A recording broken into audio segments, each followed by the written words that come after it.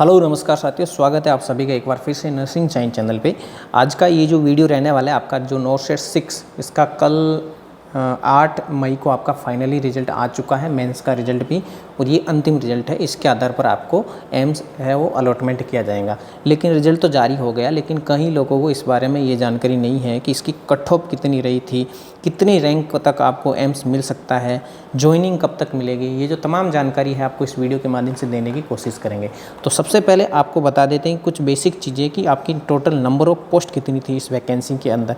आप सभी को कैटेगरी वाइज ये जो पीडीएफ दिख रही है ये बिल्कुल इतनी पोस्टें थी अलग अलग। जैसे जनरल की 671 थी, 388 आपकी ओबीसी की थी, 207 आपकी एससी की थी और 106 एसटी की, ईडब्ल्यूएस की 152 और टोटल 1524 पोस्टें आपकी यहाँ पर आप सभी को दिख रही होगी। ठीक है, ये पोस्टें थी।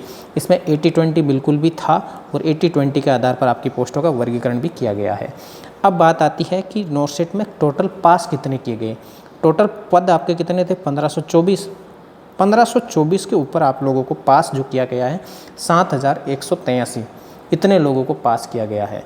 कैटेगरी वाइज मेल जो कैंडिडेट है इनको इतना, ये पीडब्ल्यूडी मेल, ये फीमेल, ये पीडब्ल्यूडी फीमेल और टोटल 7183 अलग अलग कैटेगरी वाइज भी आपके सामने दे रखा है, जिसे आप बखूबी देख सकते हैं। ठीक है, अब बात आती है एक बड़ी बात कि आपका ये तो हो गया, आपका सेफ जोन क्या है, आपको कितनी रैंक मिल सकती है। तो मैं बात करूं आपके सामने जनरल कैटेगरी की, तो जनरल कैटेगरी में टोटल आपकी जो सीट थी, टोटल सीट वो कितनी थी? टोटल सीट थी आपकी 671। ठीक है, और इसमें आपकी मेल की थी टोटल 109, फीमेल की थी आपकी 457 के आसपास। ठीक है, 457, और इसमें पीडब्ल्यूडी बाकी की जो सीटें थी। ठीक है, ये वाली सीटें। इसमें जो 109 पोस्ट आपकी मेल की है, तो 109वां जो कैंडिडेट है आपका इसमें पास हुआ है, उसकी रैंक क्या है? 2759, 2759।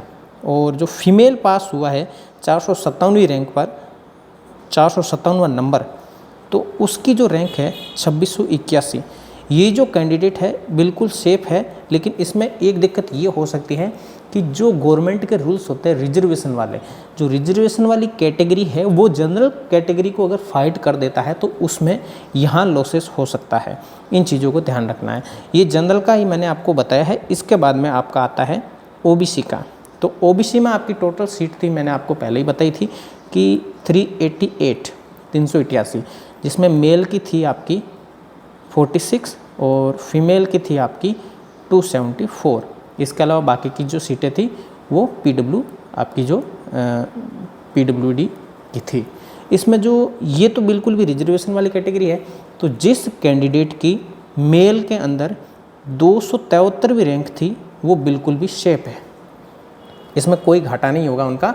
लेकिन इसमें और प्लस हो जाएंगे 273 के अंदर अगर ये ओबीसी वाला जनरल कैटेगरी को फाइट कर गया है, तो इसमें कितनी सीटें ऐड होगी वो रिजर्वेशन के आधार पर उतना डिपेंड करेगा।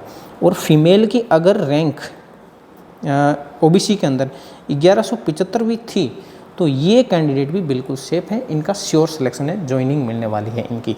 लेकिन इसमें भी अगर 1175 के बाद भी कुछ ऐसे कैंडिडेट होंगे जो ओबीसी से जनरल को फाइट कर लेंगे फीमेल कैटेगरी के, उसमें 1175 के बाद में लगभग 1500 तक भी जा सकती है, 2000 तक भी जा सकती है। अब कितने कैंडिडेट जाएंगे वो जनरल को फाइट करने के लिए, वो डिपेंड करेगा किस पे? ओबीसी के आधार पर।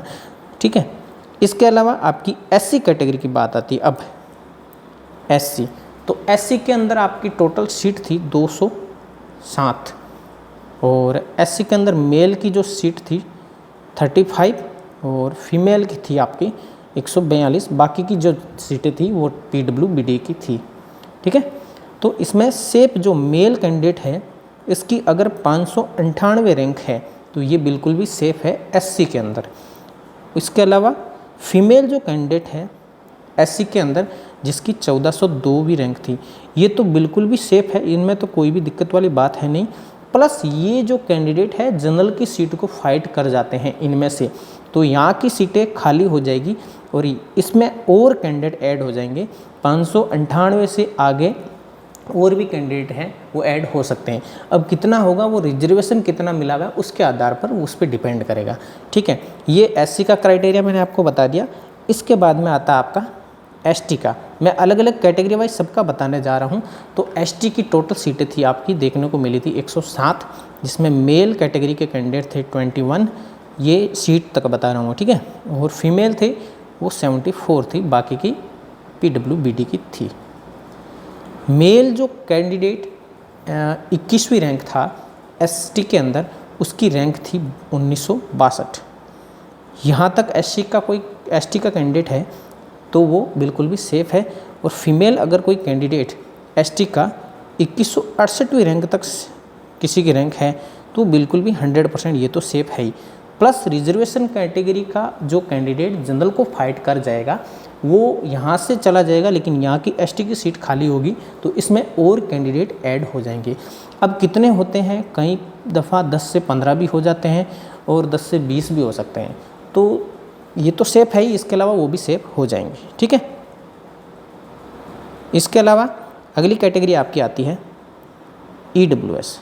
EWS के अंदर आपकी टोटल जो 152 सीट थी 152, जिसमें मेल जो था 27 सीट थी और फीमेल की थी 107, बाकी की आपकी PWBD की थी।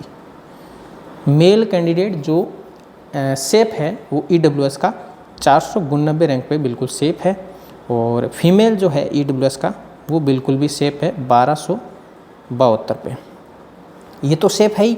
अब EWS वाला अगर जनरल को फाइट कर जाता है तो उसमें 10 से 15 कैंडिडेट और भी ऐड हो सकते हैं, इस चीज़ को आप थोड़ा सा ध्यान रखना। वो रिजर्वेशन के आधार पर कितनी सीटें जनरल को फाइट करता है उसके आधार पर आपकी सीटें बढ़ भी सकती है, लेकिन यहाँ तक तो मैं 100% श्योर हूँ कि आपको सेफ़ है, यहाँ तक आपका बिल्कुल सिलेक्शन है, कोई रोकने वाला आपको नहीं है। ये बात हो गई आपकी सारी कैटेगरी वाइज। अब PWD के जितने भी कैंडिडेट हैं लगभग सबका सिलेक्शन होने वाला है। क्यों होने वाला है? क्योंकि जितनी सीटें थी उतने सारे कैंडिडेट भी पास आउट नहीं हुए हैं। अगर है तो उसका वेरिफिकेशन होने के बाद में अगर कोई लीगल है तो वो बिल्कुल हो जाएगा, अनलीगल है तो वो नहीं होने वाला, ठीक है। इन चीज़ों को ध्यान रखना है। तो सारी चीज़ें बता दी मैंने जानकारी। इससे रिलेटेड अगर आपको किसी भी प्रकार का कोई डाउट है, नोटसेट में आपकी रैंक कितनी आई है, कैटेगरी वाइज मुझे आप कमेंट करके भी पूछ सकते हैं, मैं आपको 100% जवाब भी दूंगा, ठीक है। आपका ज्वाइनिंग कब मिलने वाली ये भी मैंने आपको शुरुआत में बताया था। तो लगभग देखो आपका 1 महीने तक तो ये आपका चलने वाला है प्रोसेस पूरा कंप्लीट। 1 महीने के बाद में अभी मई चल रहा है, जून और जुलाई से पहले पहले सबको ज्वाइनिंग मिलने के चांसेस बन रहे हैं। अब ये है कि अलग अलग एम्स कब आपको कॉल करें ज्वाइनिंग के लिए वो उन पे डिपेंड करता है, पर प्रोसेस आपका 1 महीने के अंदर अंदर स्टार्ट हो जाएगा, ठीक है। कोई दिक्कत वाली बात है नहीं।